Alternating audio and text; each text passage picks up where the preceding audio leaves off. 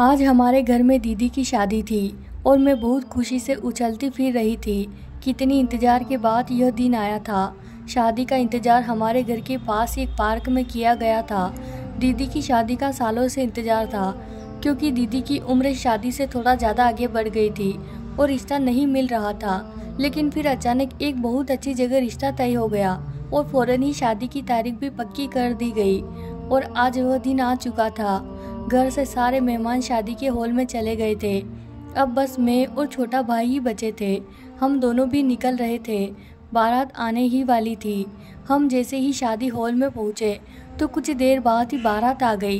बारात का स्वागत बहुत ही शानदार तरीके से किया गया था। शादी की सारी रस्में होने लगी और फिर पंडित जी ने फेरों के लिए भी बुला लिया।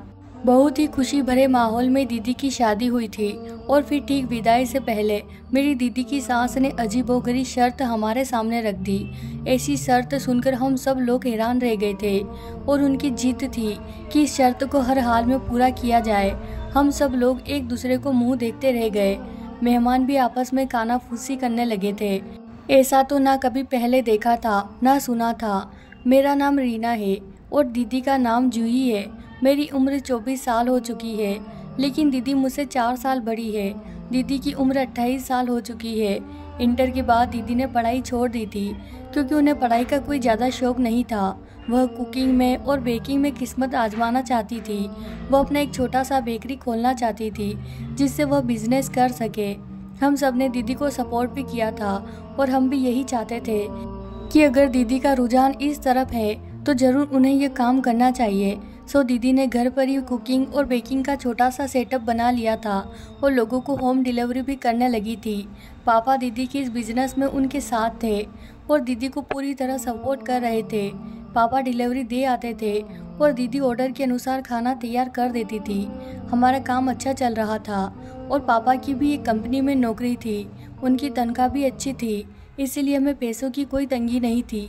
जैसे ही दीदी का बिजनेस थोड़ा फैला तो पापा ने एक डिलीवरी बॉय रख लिया था, जो हर ऑर्डर के हिसाब से पेमेंट लेता और खाना दे आता। मैं अभी इंटर में ही पढ़ रही थी जब दीदी ने यह बिजनेस शुरू किया था। मुझे पढ़ने का बहुत शौक था और मैं मास्टर्स करके किसी अच्छे से कॉलेज में प्रोफेसर बनना चाहती थी।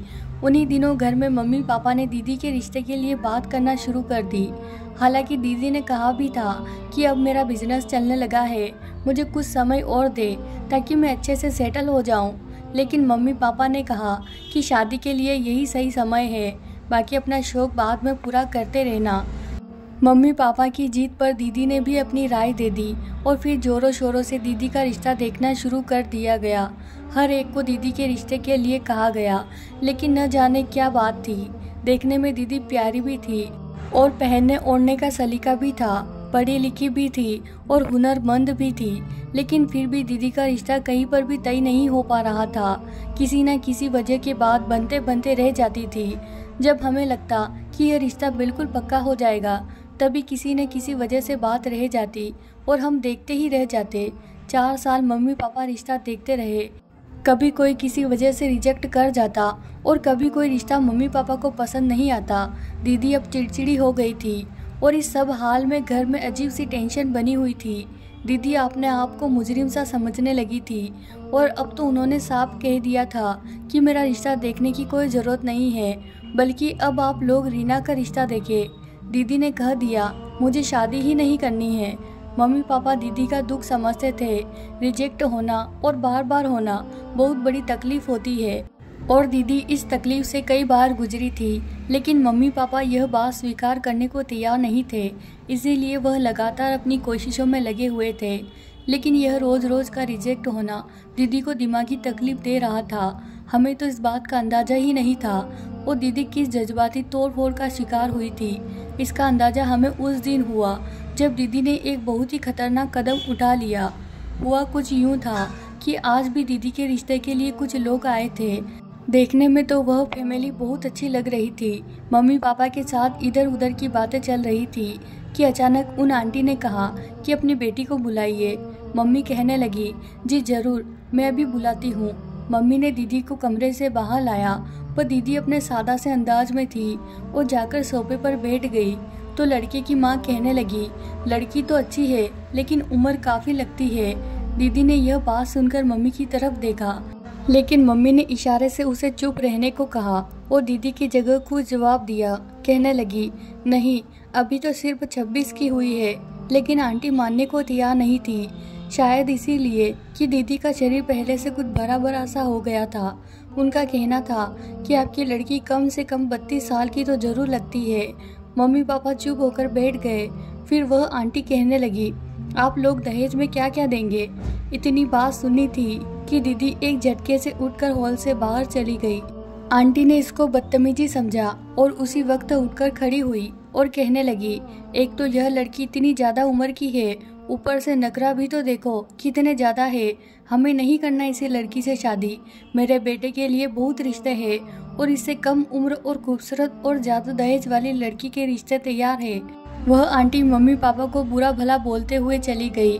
उनके जाने के बाद मम्मी भी रोने लगी, क्योंकि ऐसी किसी परेशानी का सामना पहले कभी नहीं हुआ था, लेकिन आज तो हद ही हो गई थी। दीदी भी अलग कमरे में जाकर बंद हो गई थी और मम्मी पापा अलग परेशान से बैठे हुए थे। घर का माहौल बहुत अजीब सा हो गया था, लेकिन मैं सबको नॉर्मल करने के लिए इधर उधर की बातें करती फिर रही थी। मैंने जल्दी से रात के लिए खाना बनाया और उन सबको टेबल पर आने को कहा। मम्मी पापा तो कुछ देर बाद हाथ धोकर आ गए। मैंने दीदी को भी आवाज़ दिया और बाहर आने को कहा, लेकिन दीदी ने दरवाज़ा नहीं खोला। मैंने 2-3 बार दरवाज़ा खटखटाया, लेकिन अंदर से कोई जवाब नहीं आया। मैंने परेशानी से पापा की तरफ देखा तो वह भी नज़र चुरा गए। मजबूरन हम लोग ही खाना खाने के लिए बैठ गए। हमारा ख्याल था कि दीदी कमरा बंद करके रो रही होगी, लेकिन अब तो इस बात को 4 घंटे गुजर चुके थे और दीदी ने अभी तक दरवाज़ा नहीं खोला था। खाने के बाद मैंने दोबारा दीदी के कमरे का दरवाज़ा खटखटाया और ज़ोर ज़ोर से आवाज़ भी दी, लेकिन दीदी ने इस बार भी कोई जवाब नहीं दिया। मुझे तो चिंता होने लगी थी, इसीलिए मैंने पापा से कहा कि मुझे कुछ ठीक नहीं लग रहा, आप कैसे भी करके इस दरवाजे को खोल दीजिए, मुझे बहुत टेंशन हो रही है दीदी की। अब तो पापा भी घबरा गए थे, क्योंकि दीदी ने पहले कभी ऐसा नहीं किया था। इसीलिए पापा ने और छोटे भाई ने मिलकर दरवाज़ा तोड़ दिया, लेकिन दरवाज़ा टूटते ही जो सामने का मंजर आया, उसने हमारे पैरों तले से ज़मीन सरका दी थी। दीदी सामने ही अपने बिस्तर पर औंधे मुँह गिरी हुई थी। मैं एकदम आगे बढ़ी और दीदी को सीधा किया। दीदी बिल्कुल बेसुध थी और उनके मुंह से हल्का सा झाग भी निकल रहा था। हम बहुत घबरा गए। मैंने परेशान होकर उनकी नब्ज चेक किया, जो बहुत हल्की हल्की सी चल रही थी। मैंने पापा से कहा कि पापा, दीदी को क्या हो गया है, जल्दी से दीदी को अस्पताल लेकर चलते हैं। मम्मी पापा के तो जैसे हाथ पैर सुन्न हो गए थे। जवान बेटी को इस हालत में देखना बहुत ही हिम्मत का काम था। हम सभी उसी समय दीदी को लेकर अस्पताल ले आए। वहाँ पर इमरजेंसी में उनका ट्रीटमेंट किया गया। डॉक्टर के अनुसार अगर कुछ देर और गुजर जाती तो शायद दीदी का बचना नामुमकिन होता। डॉक्टर कह रहे थे कि यह पुलिस केस है, पुलिस को बताना पड़ेगा, लेकिन पापा ने उनकी बहुत विनती की कि हमारी लड़की बदनाम हो जाएगी। डॉक्टर ने मेरे पापा की मजबूरी को समझते हुए पुलिस को इन्फॉर्म नहीं किया। दीदी को सारी रात अस्पताल में ही रखा गया। सुबह तक उनकी तबीयत काफ़ी बेहतर हो गई थी। होश में आने के बाद दीदी ने किसी से कोई बात नहीं की, बस बंद आवाज़ आंसुओं के साथ रोती रही। मैंने भी दीदी को कुछ नहीं कहा, क्योंकि मैं उनके अंदर का दुख जानती थी। बार बार किसी लड़की को रिजेक्ट होना, जबकि उसमें कोई कमी भी ना हो, एक बहुत बड़ी तकलीफ होती है। मैं दीदी के इस दुख को समझ सकती थी। सुबह डॉक्टर की विजिट के बाद हम दीदी को घर ले आए। दीदी ने नींद की गोलियां खा ली थी। हमारे घर में तो जैसे मौत का सन्नाटा छा गया था। पापा तो खुद को ही मुजरिम समझने लगे थे कि उनकी वजह से उनकी औलाद आज दुख में है। और मैं कभी मम्मी पापा की हिम्मत बढ़ाती तो कभी दीदी को हौसला देती। दीदी को इस तकलीफ से निकलने में 2 से 3 दिन लग गए। तब तक हम लोग भी नॉर्मल रूटीन की तरफ वापस आ गए थे। लेकिन अब कभी कभी मैं दीदी को समझाती रहती कि अगर तुम्हें कुछ हो जाता तो मम्मी पापा क्या करते। उनकी ज़िंदगी में पहले क्या कम परेशानियां थी, जो अब तुम उनको और परेशान कर रही थी और उन्हें औलाद का दुख दे रही थी। मैंने दीदी को बहुत समझाया और वह शर्मिंदा से सर झुकाए बैठी रहती, कुछ भी न कहती। इस हादसे के बाद दीदी काफ़ी खामोश रहने लगी थी। हाँ, उन्होंने एक चीज़ नहीं छोड़ी थी और वह था उनका काम। वह अपने काम के मामले में बहुत ही ईमानदार थी और वक्त पर उसे पूरा करती थी। कुछ दिन शर्मिंदगी की हालत में रहने के बाद एक दिन दीदी ने मम्मी पापा के पास जाकर हाथ जोड़कर उनसे माफ़ी मांग ली। मम्मी पापा भी शायद इसी इंतज़ार में थे। उन्होंने दीदी को सीने से लगा लिया और तीनों ऐसे रोने लगे जैसे आज सच में दुख के बादल घिर गए हो। उसके बाद घर में सब कुछ नॉर्मल हो गया। कुछ समय बाद मम्मी पापा दीदी से रिश्ते की बात करने वाले थे, तो मैंने उन्हें मना कर दिया कि आप दीदी की दिमागी हालत को देखते हुए कुछ समय के लिए कोई रिश्ता न देखें और न ही किसी को घर पर बुलाए। मेरी बात भी उनको समझ आ गई थी, इसीलिए उन्होंने दोबारा रिश्ते के लिए कोशिश नहीं की। दीदी के बाद मेरा नंबर था, लेकिन मुझे भी शादी करनी ही नहीं थी क्योंकि मैं मास्टर कर रही थी और मैं कॉलेज में प्रोफेसर के जॉब के लिए अप्लाई भी कर रही थी। मेरा शौक था कि मुझे गवर्नमेंट कॉलेज में ही नौकरी मिल जाए। पढ़ाई के मामले में मैं बहुत अच्छी थी, मेरे रिजल्ट भी काफ़ी अच्छे थे और मैं नौकरी ढूंढ रही थी। उधर मेरे घर वाले भी अब दीदी के रिश्ते ढूंढ रहे थे कि उन्हीं दिनों अंकित का रिश्ता दीदी के लिए आया था। हमारे मोहल्ले के ही जानने वाले थे जिनके जरिए यह रिश्ता आया था। पापा ने कहा अगर उन्हें पसंद आती है तो हम रिश्ते की बात आगे चलाएंगे। जिन अंकल ने पापा को रिश्ते के बारे में बताया था उन्होंने भी हामी भर ली और ठीक 2 दिन बाद लड़के वालों को घर आने का टाइम दे दिया गया। मम्मी और पापा ने अच्छा खासा इंतजाम किया था। हमें पूरी उम्मीद थी कि रिश्ता पक्का हो जाएगा, इसीलिए हमने तैयारी भी उसी हिसाब से की थी और वही हुआ जिसमें हमें उम्मीद थी। मेहमानों की अच्छी तरह खातिरदारी की गई थी और बातों के दौरान एक दूसरे के साथ जरूरी मामला भी निपट गए थे। दीदी भी डरते डरते सामने आई थी क्योंकि उन्हें डर था कि शायद आज भी उन्हें रिजेक्ट कर दिया जाएगा। लेकिन दीदी के बैठने के थोड़ी देर बाद ही उन्होंने दीदी के सामने ही रिश्ते के लिए हाँ कर दी और दीदी के हाथ पर शगुन के तौर पर कुछ पैसे भी रख दिए। मम्मी पापा का मुंह खुला का खुला रह गया क्योंकि उन्हें उम्मीद नहीं थी कि इतनी जल्दी यह रिश्ता तय हो जाएगा, इसीलिए उन्होंने इस वक्त कोई भी एतराज़ नहीं किया। दीदी शर्माकर अंदर चली गई और अंकित के साथ दीदी का रिश्ता पक्का हो गया। मैं खुद भी दीदी के लिए बहुत खुश थी। आखिरकार उनके सब्र का फल उन्हें मिलने वाला था। एक पढ़ा लिखा अच्छा डॉक्टर उनका जीवन साथी बनने वाला था। वहीं पर बेटे बेटे लड़के वालों ने मम्मी पापा को भी अपने घर पर इनवाइट कर लिया। 3 दिन के बाद मम्मी पापा को लड़के वालों की तरफ जाना था। हमने भी अपनी तरफ से खूब बढ़ चढ़कर तैयारी कर ली थी और 3 दिन के बाद मम्मी पापा अंकित के घर चले गए। लड़के का घर बार बहुत अच्छा बना हुआ था और ऐशो आराम की हर चीज़ घर में मौजूद थी। मैं और मम्मी पापा बार बार घर को देखकर खुश हो रहे थे। लड़का भी बहुत ही संस्कारी और मोहब्बत वाला था। सब कुछ ठीक था, सब कुछ अच्छा लग रहा था। इसीलिए वहीं बैठे बैठे अंकित की माँ ने कहा, बहन जी मैं आपसे कोई ज़रूरी बात करना चाहती हूँ, उम्मीद है आप मेरी बात समझेगी। उन्होंने मेरी माँ से कहा तो मेरी माँ कहने लगी, जी कहिए क्या बात है। तो अंकित की माँ कहने लगी, दरअसल मैं बीमार रहती हूँ, शुगर है और ब्लड प्रेशर की पेशेंट हूँ। कब तबीयत खराब हो जाए कुछ पता नहीं, इसीलिए मैं चाहती हूँ कि अंकित की दुल्हन को घर ले आओ और उसका बसता हुआ घर देकर मैं सुकून से भर सकूँ।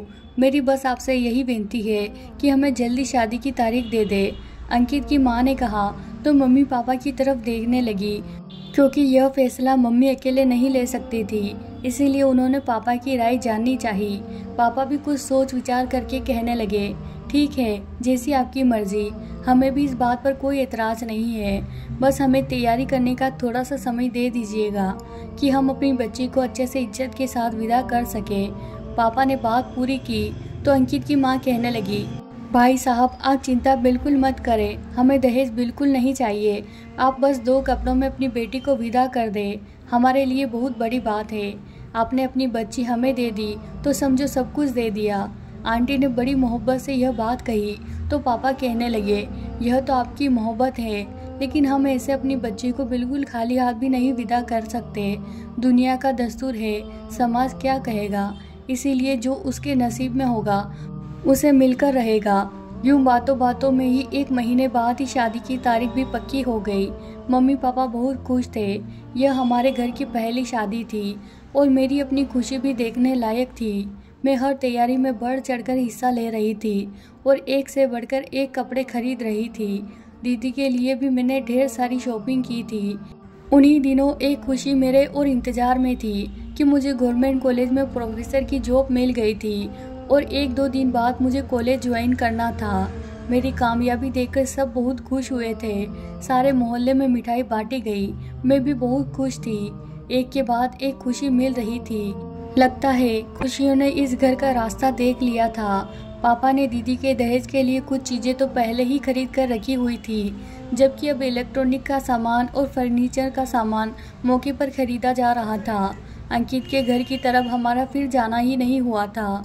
हम शादी की तैयारी में इतनी बुरी तरह बिजी हो गए थे कि वहाँ पर दोबारा गए ही नहीं, जबकि अंकित के घर वाले 1-2 बार आए भी थे दीदी का नाप लेने और इसी तरह की कुछ ज़रूरी बातचीत करने के लिए। वह लोग 2-3 बार आए थे। आज हमारा प्लान अंकित की तरफ जाने का था। हम भी उनके कपड़ों का नाप लेने के लिए जा रहे थे और दूसरा पापा ने उनसे यह पूछा था कि बारात में कितने लोग शामिल होंगे। इसी सिलसिले में मैं और पापा अंकित की तरफ चले आए। हमने पहले ही यह खबर दे दी थी, इसीलिए आंटी दरवाजे पर ही मौजूद थी। उन्होंने अच्छे से हमारा स्वागत किया और हम अंदर बैठ गए। अंकित के पापा घर पर नहीं थे, जबकि अंकित घर पर ही था। अंकित से उसका नाप लिया और पापा ने आंटी से पूछा कितने लोग बारात में शामिल होंगे। आंटी ने साफ कह दिया हमारी तरफ से सिर्फ 15-20 लोग ही बारात में आएंगे। इसकी वजह यह है कि हम आप पर कोई तकलीफ नहीं डालना चाहते। हाँ, जब हमारी तरफ मुंह दिखाई की रस्म होगी तो हम यह रस्म को भी धूमधाम से करेंगे और शहर के सबसे बड़े होटल में करेंगे। हालांकि पापा ने उनको कहा भी था कि आप जितने लोग लेकर आना चाहे लेकर आ सकते हैं, हमें कोई एतराज़ नहीं, लेकिन आंटी ने साफ साफ मना कर दिया और पापा भी उनकी खुशी पर राजी हो गए। मुझे आंटी की यह बात अच्छी नहीं लगी थी, क्योंकि मुझे ऐसा लगा जैसे उन्होंने बड़े गुरूर भरे अंदाज में हमें मना किया है, वरना हम इतने घिरे पड़े भी नहीं थे कि 100-150 लोगों की खातिरदारी न कर सके।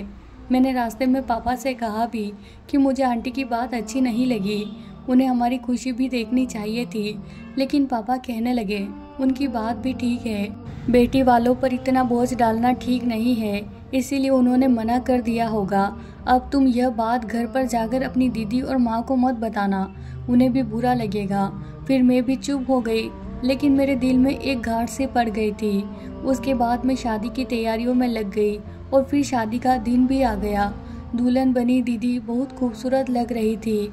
लेमन कलर के लहंगे में दुल्हन बनी दीदी ऐसी लग रही थी जैसे आसमान से उतरी कोई परी हो। मैंने दीदी को हमेशा सिंपल से हुलिये में देखा था, लेकिन आज इस तरह सजे सवरे देखकर मैं हैरान रह गई थी। दीदी तो सचमुच में कोई परी लग रही थी। मैंने फ़ौरन दीदी की नज़र उतारी और मम्मी पापा भी दीदी को देखकर मुस्कुरा रहे थे, लेकिन उनकी आंखों में नमी भी थी। दीदी से जुदाई का ख्याल और लोगों को ठीक से खुश भी नहीं होने दे रहा था। बारात आ चुकी थी, शादी की रस्में अच्छे तरीके से हो चुकी थी, लेकिन अचानक एक ऐसी बात हो गई जिसने सब लोगों को हिलाकर रख दिया। अंकित की माँ ने मम्मी से कहा कि उनके यहाँ रिवाज है कि जब भी दुल्हन को विदा करवा कर ले जाते हैं तो घर ले जाने से पहले उसे अस्पताल लेकर जाते हैं और उसके बाद ही घर ले जाते हैं। मम्मी ने यह बात सुनी तो बहुत हैरान हुई, कहने लगी ऐसा तो पहले कभी नहीं देखा ना ही सुना, ये कैसा अजीब सा रिवाज है। मम्मी ने जरा गुस्से से कहा, लेकिन आंटी इस बात पर जिद पर आ गई कि यह उनके घर का रिवाज है और यह वर्षों से उनके खानदान में चला आ रहा है और वह अपने रिवाज को ख़त्म नहीं कर सकती। मम्मी कहने लगी कि आप ऐसा कैसे कर सकती है, एक दुल्हन बनने लड़की को विदा करवा कर घर ले जाने के बजाय अस्पताल में लेकर जाएंगे, ये कैसा रिवाज है, आखिर इस बात की क्या तुक बनती है। आंटी कहने लगी कि यह हमारे यहाँ यही रिवाज है और आपको यह रिवाज करना पड़ेगा। हमने आज तक अपनी कोई बात आपसे ज़बरदस्ती नहीं मनवाई है, ना ही आपसे कोई डिमांड रखी है, लेकिन अब यह बात तो आपको माननी ही पड़ेगी। आंटी की बात सुनकर मम्मी चुप हो गई। बात बढ़ते बढ़ते मर्दों तक पहुंच गई। लड़की की तरफ के मर्द इस हवक में थे जो उनकी तरफ का रिवाज था उसे मानना ही पड़ेगा।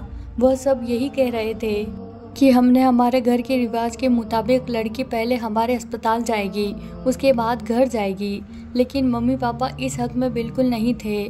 वह यही कह रहे थे कि अभी आप विदा करवा कर घर ले जाए, बाद में उसे अस्पताल लेकर चले जाए, लेकिन वह लोग किसी तरह राजी नहीं हो रहे थे और फिर आखिर में फैसला लड़के वालों की हक में ही हुआ था। क्योंकि मम्मी पापा को भी डर था कि कहीं इस मामूली सी बात को बहाना बनाकर वह शादी को तोड़कर न चले जाए। हालांकि उनका दिल किसी भी तौर पर इस बात के लिए नहीं मान रहा था, लेकिन उनकी मजबूरी थी कि लड़के वालों की बात मान ली और फिर दीदी की विदाई कर दी गई। दीदी को कार में बिठाया और आंटी, अंकल और अंकित, बारात के दूसरे लोग उनके साथ ही चले गए। मम्मी पापा भी पीछे पीछे दीदी के अस्पताल चले गए। हमें कुछ बेचैनी सी लगी हुई थी। दीदी को इस तरह अकेले अस्पताल भेजने में डर भी लग रहा था। दीदी को सब लोग ऑपरेशन थिएटर में लेकर चले गए। कुछ देर बाद हमने देखा कि लड़के के घर वालों ने सारे मर्द डॉक्टरी कपड़ों में थे और वह सभी ऑपरेशन थिएटर में चले गए। मम्मी और मैं हैरान परेशान बैठे हुए थे। हमसे इंतज़ार ही नहीं हो रहा था, लेकिन मजबूरी थी, हमें यहीं बैठना था। मैं बेचैनी से इधर उधर टहलने लगी, लेकिन कुछ देर बाद तो मुझसे सब्र ना हुआ और मैं ऑपरेशन थिएटर का दरवाज़ा खोलकर अंदर चली गई। मेरे पीछे पीछे मेरी माँ और पापा भी अंदर आ गए, लेकिन अंदर आकर तो मेरे पैरों तले से ज़मीन ही खिसक गई। ऑपरेशन थिएटर खाली था, वहाँ पर कोई भी नहीं था। मैं और मम्मी पापा हैरान परेशान रह गए। मैं भागकर बाहर आई, वहाँ पर मौजूद स्टाफ से पूछा, लेकिन किसी को भी इस बारे में कुछ मालूम नहीं था। हमने खुद उन सबको ऑपरेशन थिएटर जाते देखा था, लेकिन उन्हें बाहर निकलते हुए नहीं देखा। मैंने सारा अस्पताल छान मारा, एक एक स्टाफ से पूछ लिया, लेकिन किसी को कुछ पता नहीं था। हम बहुत परेशान हो चुके थे। मम्मी ने तो रोना शुरू कर दिया था। आखिर ये क्या मामला था, कुछ समझ नहीं आ रहा था। रो रो कर मेरी माँ का बीपी हाई हो गया, उनकी तबीयत खराब हो गई। मम्मी को वहीं अस्पताल में एडमिट करवाया गया। मैं और पापा सड़कों पर निकलकर खड़े हुए थे, लेकिन न तो दीदी का कहीं पता चल रहा था, न ही अंकित का। हम उसके घर पर गए, लेकिन वहाँ पर भी ताला पड़ा हुआ था। पड़ोस वालों से पूछने पर पता चलता है कि उन्होंने एक हफ्ते पहले ही यहाँ से घर खाली कर दिया था। अब तो पापा की तबीयत भी खराब होने लगी थी। आखिरकार उनकी जवान बेटी का मामला था। वह लोग न जाने दीदी को लेकर कहाँ चले गए। आसपास लोगों से पूछा, लेकिन किसी को इन लोगों के बारे में कुछ भी मालूम नहीं था। सबने यही कहा कि वह लोग तो एक हफ्ते पहले ही यहाँ से चले गए हैं। यह घर उन्होंने कुछ महीने पहले ही किराए पर लिया था और उनके लड़के की शादी है। ऐसा तो हमें किसी को पता नहीं था। परेशान से हम वापस अस्पताल आ गए। अब तक मम्मी की तबीयत वैसी ही थी। मैं और पापा वहीं पर मम्मी के पास ही बैठ गए। सारी रात हमारी किसी तरह गुजरी हुई थी, यह हम ही जानते थे। भगवान का शुक्र है कि सुबह तक मम्मी की हालत ठीक हो गई थी, तो डॉक्टर ने चेकअप करके उन्हें छुट्टी दे दी। हम लोग घर आ गए। खाली घर काटने को दौड़ रहा था। हम लोग हॉल में ऐसे बैठ गए जैसे कि अपनी सारी जमा पूंजी लुटा बैठे हो। एक दूसरे से नज़रें चुराए हम अपनी अपनी सोच में गुम थे। दीदी के बारे में अभी तक कुछ पता नहीं चला था और एक एक पल हमारे ऊपर भारी पड़ रहा था। बेशक हमने उसकी शादी करके उसको विदा कर दिया था, लेकिन जिस तरह से वह गायब हुई थी, इस बात ने हमें परेशान कर दिया था। और वह लोग कैसे एक हफ्ता पहले ही घर छोड़कर चले गए थे, न जाने कहाँ पर रह रहे थे और दीदी को कहाँ लेकर गए। आखिरकार उनका मकसद क्या था, ये सोच सोचकर ही हमारी रूह कांप रही थी। अचानक मेरे दिल में ख्याल आया और मैंने पापा से कहा कि पापा, पुलिस में रिपोर्ट करवा दे या नहीं, कि दीदी को कोई बड़ा नुकसान ना हो जाए। मैंने कहा तो पापा कहने लगे, इस तरह तो हमारी बदनामी हो जाएगी। पहले ही उसकी बारात में जो कुछ हुआ, लोगों ने कितनी बातें बनाई, और फिर अगर मैं पुलिस में रिपोर्ट करूँगा तो जगह जगह हमारे चर्चे होने लगेंगे। लेकिन मैंने कहा, पापा, दीदी के बारे में भी तो सोचना होगा। अगर हम बदनामी को लेकर बैठे रहें तो ऐसा ना हो कि कहीं दीदी की जान को खतरा हो जाए। पापा चुप हो गए। मम्मी भी रोते हुए कहने लगी कि रीना बिल्कुल ठीक कह रही है, आप पुलिस में रिपोर्ट करवा दो। कहीं से भी मेरी बच्ची मुझे वापस लाकर दो। न जाने वो किस हाल में होगी, वह जालिम कौन लोग हैं, मेरी बच्ची को न जाने कहाँ ले गए हैं। मम्मी ने रोते हुए कहा तो पापा झटके से उठकर अंदर चले गए। मुझे खुद भी इस बात का एहसास था कि अगर हम दोनों बहुत परेशान थे तो पापा भी हमसे ज़्यादा परेशान थे। समय तेजी से गुजर रहा था, लेकिन हमारे लिए तो एक एक पल सदियों बराबर लग रहा था। हमारी नींद उड़ चुकी थी। मैंने पापा से बहुत कहा कि पुलिस में रिपोर्ट करवा दो, लेकिन पापा ने यही कहा कि आज की रात देख लेते हैं, कल पुलिस में जाकर रिपोर्ट दर्ज करवा दूंगा। मैं भी पापा की जिद के आगे खामोश हो गई। पापा कुछ सोचकर ही कह रहे होंगे। मम्मी की तबीयत हर थोड़ी देर बाद ख़राब हो जाती। कभी उनका शुगर बढ़ जाता तो कभी बीपी हाई हो जाता। मैं कभी मम्मी को देखती तो कभी पापा को। यह समय हमारे लिए बहुत मुश्किल था। सारी रात ऐसे ही गुजर चुकी थी और दीदी का अब तक कुछ पता नहीं चला था। अगले दिन की सुबह हमारे लिए बिल्कुल भी रोशन नहीं थी। पापा बेचैनी से अंदर बाहर हो रहे थे, जबकि मम्मी अपने बीपी हाई की वजह से लेटी हुई थी और मैं परेशानी से बैठी हुई थी। न जाने मेरी दीदी किस हाल में होगी और कहाँ होगी। सारा दिन इसी तरह गुजर गया और मैंने पापा से इस बात पर लड़ाई करना शुरू कर दिया कि आप पुलिस में कंप्लेंट क्यों नहीं करवा रहे हैं। ऐसे हाथ पर हाथ धरे बैठे रहने से कुछ नहीं होगा। पापा भी अब मेरी बात से राजी लग रहे थे। अभी वह थाने जाने की तैयारी कर ही रहे थे। इतने में दरवाजे पर दस्तक हुई। मैंने हैरानी से पापा की तरफ देखा। पता नहीं इस वक्त कौन आ गया है। मैं दरवाजे की तरफ आई, लेकिन दरवाज़ा खोलते ही मुझे सामने दीदी का चेहरा नजर आया और चीख मारते हुए मुझसे लिपट कर रोने लगी। लेकिन दीदी इतनी देर में ही मेरी बाजू में बेहोश हो चुकी थी। मैंने फ़ौरन चिल्लाकर पापा और मम्मी को बुलाया। वो दोनों भागे आए। दीदी को देखकर दोनों ही बहुत हैरान हुए और उन्होंने पहले भगवान का धन्यवाद किया, लेकिन जब दीदी को बेहोश देखा तो परेशान हो गए। उनको उठाकर अंदर ले आए। उसके कुछ देर बाद दीदी को होश आ गया, लेकिन दीदी का रंग पीला पड़ चुका था। ऐसा लग रहा था जैसे वो बरसों की बीमार हो। होश में आते ही दीदी ने अपने पेट की दाहिनी तरफ हाथ रखा हुआ था और उनके चेहरे पर तकलीफ के आसार थे। मैंने दीदी से पूछा, दीदी क्या हुआ, क्या पेट में दर्द हो रहा है? मेरे पूछने पर वह ना में सर हिलाने लगी और फिर उन्होंने अपने सूखे होठों पर जवाब देते हुए मुझसे पानी मांगा।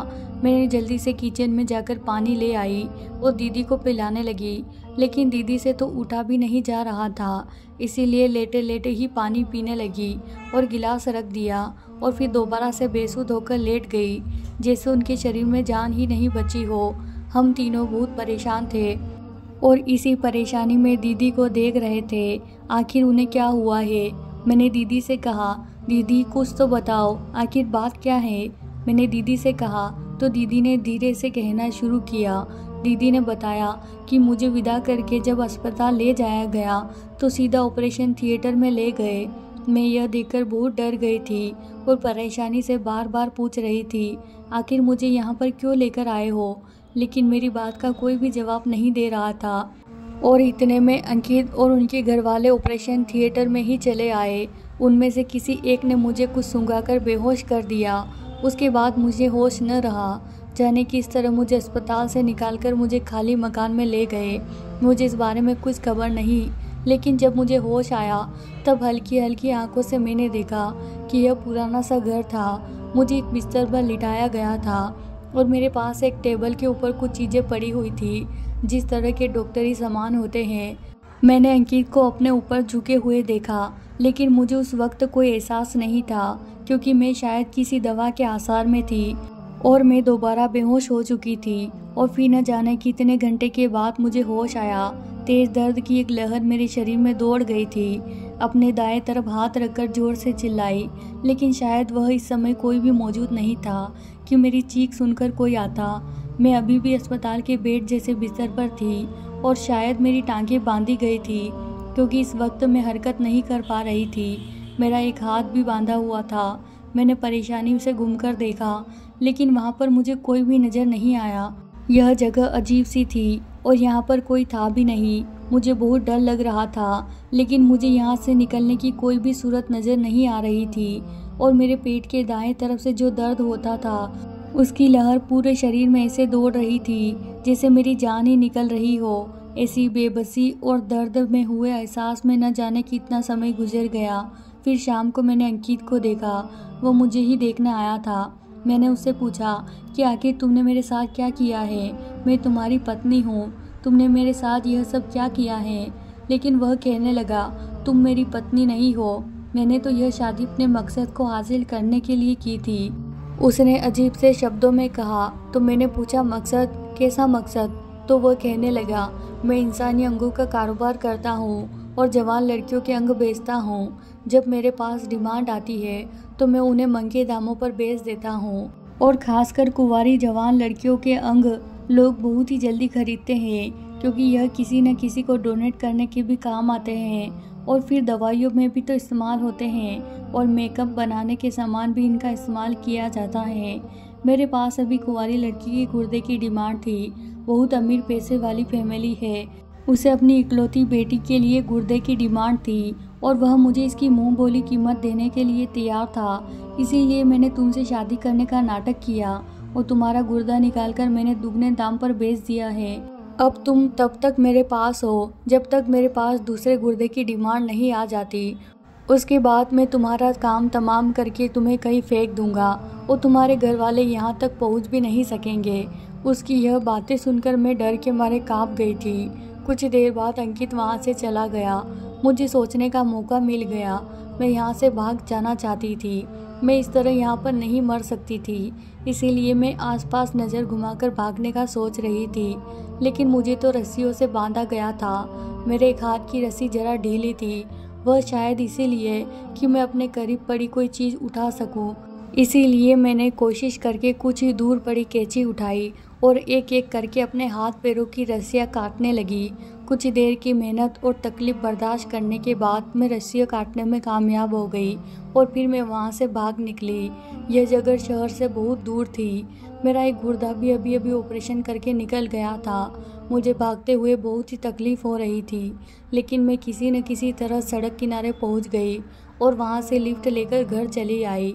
दीदी ने अपनी दुख भरी दास्तां सुनाई तो हम सब अपनी जगह पत्थर के हो गए थे। कैसे जालिम लोग थे वह, इतने जालिम और इतने खतरनाक थे। किस तरह से वह लड़कियों के साथ ऐसे कर सकते थे। इतना घिनौना खेल खेलते हुए उनकी रूह नहीं कांपी। शुक्र है दीदी बच गई। अभी सिर्फ एक ही गुर्दा गया था, वरना तो वह न जाने दीदी के साथ क्या करते। पापा इस समय उठकर बाहर चले गए।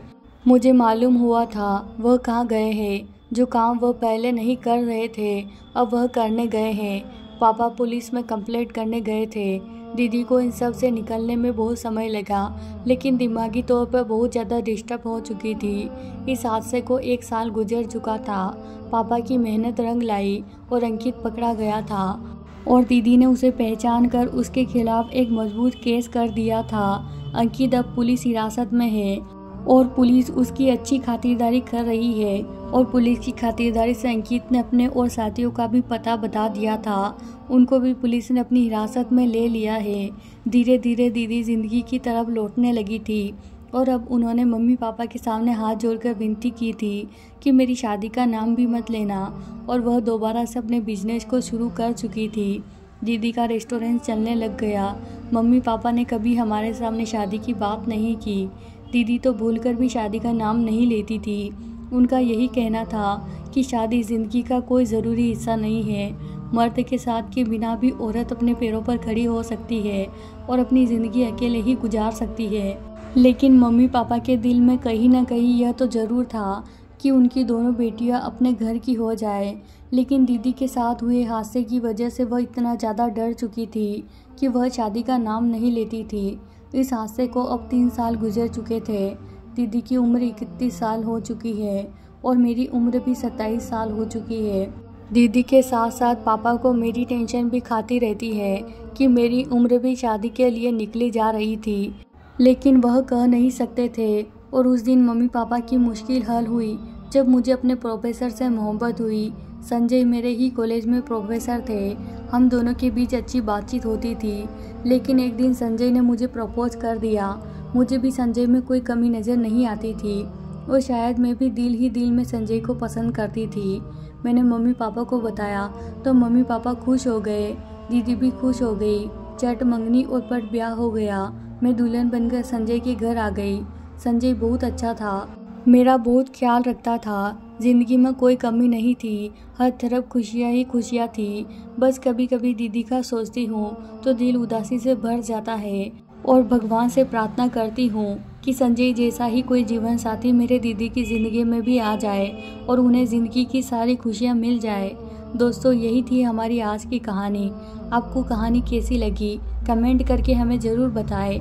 कहानी अच्छी लगी हो तो चैनल को सब्सक्राइब और वीडियो को एक लाइक ज़रूर करें। धन्यवाद दोस्तों।